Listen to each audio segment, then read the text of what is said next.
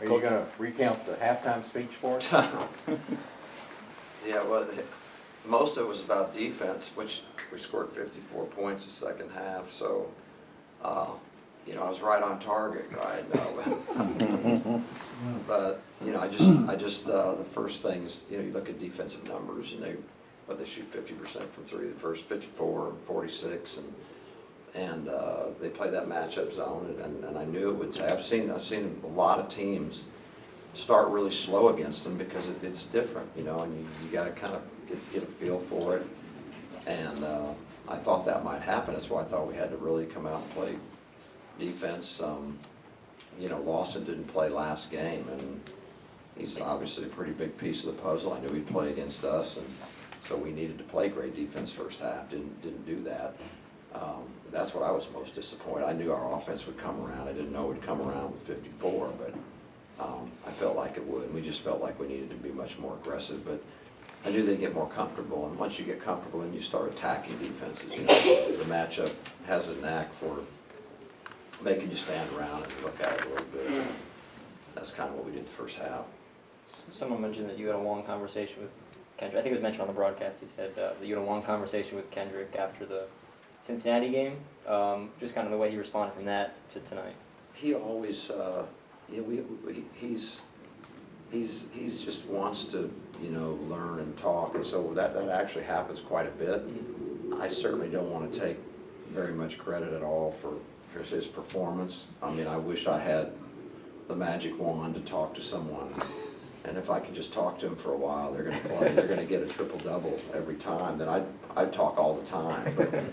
But yeah, you know, that's part of coaching, and he's someone that, you know, his heart is it's so deep in this thing. It's so important to him, and he likes to talk about it and kind of share and you know, talk about, well, how can we do better? How can I do better? And he's got a real thirst that way. He's not the only one either, but yeah, we did have a great talk, but I'm certainly not going to take credit for that. What do you guys talk about? Just Oh, I mean, gosh, you know, I can't have you in our meetings, for gosh sake. I can't tell the whole world, like, you know, here's the scouting report. No, I would like to share it. I would like to share it, but you know, how he can do better, how we can do better, what he needs to learn, those kind of things. But that's about as much as I can share on that. Were those conversations, did they spill over to Ferran as well? Because as we see here, he had a pretty good night. A lot of minutes. Well, you know, we've obviously been doing a lot of talking, and but again, you know, I'm not mad at Ferran. It's just, you know, at all. He just some games he's gonna play great. Some games, some other guys are gonna play great. I mean, it's just a long season, but you know, he had a heck of a night tonight, and I'm very happy for him, and I'm sure he's gonna have a whole bunch more. But I'm happy with it. You often tell us that your evaluation of your players goes beyond the points, but CJ had 5 of 7 on threes tonight.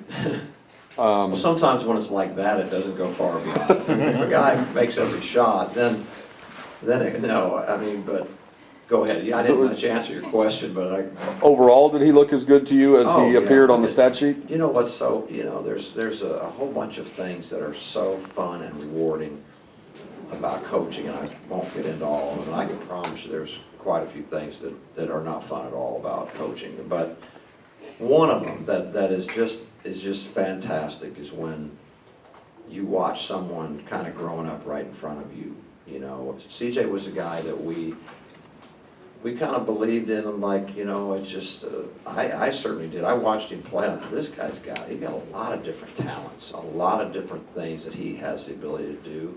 I thought he was under-recruited. He was recruited, but I thought he was under-recruited. I thought he could be a heck of a player. He had some things you're not going to teach. And then last year, he had some good minutes and all of it. He's very young age-wise. He's a young freshman, and you know, like all freshmen, it's a shock, and he came into a situation that's a mess. We've got everybody hurt and hardly any guys, and reduced scholarships. He's kind of finding his way. Our culture wasn't worth a darn. You can't have a culture when you got 6 and 7 guys, and so he, you know, he did a fine job, but you never saw that big leap, but I still believed in him. And now all of a sudden, you can see it in the last few, not just the last couple of games, he's just started to make what I call a conversion to where it's like, you know what, I'm gonna fight for this. That's what you want, and he's growing up, and his confidence is obviously incredibly high. You don't shoot like this, but it's not just making shots, you know, he's competing, he's putting his whole heart in the game, which not everybody does, trust me. They don't. It's a different level. And it's also, we talked as a team, you know, why were we all so upset about Kobe's passing?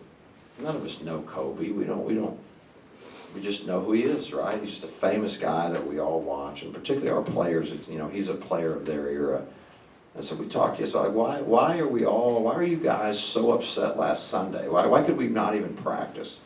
And I think they had a little better idea. A lot of them were saying, you know, he's such an amazing competitor. He kind of represents what we would hope to be, somebody that just is tenacious and outworks people and is so important and so passionate. It's like, well, why don't you be like that? I mean, why, you know, you could be like that. You may not be as talented as Kobe, but you could certainly put that much of your heart and soul into something. And I think as a coach, that's what we're in search of all the time. And you know, CJ's made a big move. If this is Kobe and this is where a guy starts, I mean, CJ's working up that ladder of trying to become a great competitor. And I think that's the funnest thing to watch. That's what you want as a coach. You want to see your guys become tenacious competitors and not distracted by all the things that the guys in this era can and are distracted by. It's a tough era to be a college athlete, probably a pro athlete as well. What kind of led to the warm-ups? Whose idea was that, and kind of how did that come together? I don't know whose idea. I don't know, but I thought it was great, you know, and it just, like I said, it was good with me. I think it's great with me. So I honestly don't know where it started, but I'm happy and proud that we did that. You got, I guess, 6 days now, 7 days, whatever, Yeah. to not necessarily think about this, but to kind of rest up and prepare. Yeah, I look at it as a recharge week, you know. The season, our season, you know, it starts in the summer. Think about that. Like, we're practicing 3 times a week in the summer. Granted, not very long. I think it's 4 hours a week is the rule, if I'm not mistaken. Don't quote me on that. We're not illegal. I just can't remember. I think it's 4 hours a week. Pretty sure.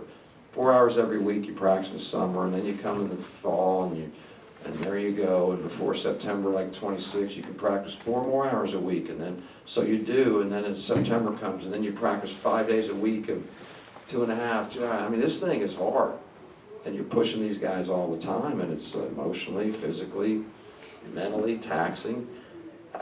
We always take the Christmas break. You know, we take 4 days off. We get away, and then we come back, and you can see a whole other lift. And I look at this as our last recharge right here. You know, we're going to plug our battery in and take some days off.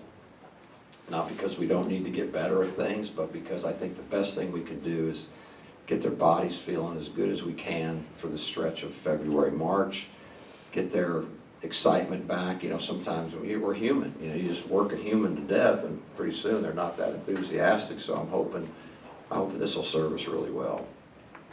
Did you see anything different in Tulane or in your own team after their coach got ejected? Well, I was actually worried. I think that can sometimes really backfire. You know, I thought, you know, technicals and everybody gets all stirred up. It can change the complexion of the game. But the answer is no, not really. But I also, one of the things we told our team multiple times in this game is Tulane is one of the biggest spurting teams I've seen in our league, at least so far. I've seen them cut 20-point deficits to 1. I've seen, and the reason, you know, they got a lot of guys that can shoot, no one more than Thomas, for gosh sakes, and now Thomas and Lawson go crazy from 3, but they can do that, and they've done that. So we talked several times, like, and we've been a bad team, as you guys know. When we get a big lead, we get sloppy usually. We get real sloppy, and it's been scary to me back when it happened, because I know moving forward, you do that in the league and you get beat, and look what they threatened the game again. We had a big lead, and they started to threaten that game with 3.5, 4 minutes. That game's in the balance, absolutely in the balance. A couple stops and a couple more buckets, and got our hands full. So I thought they handled it great. I don't know what Ron did or said or what happened there, but I didn't think things changed that much, other than we got some free throws. We got to shoot some free throws.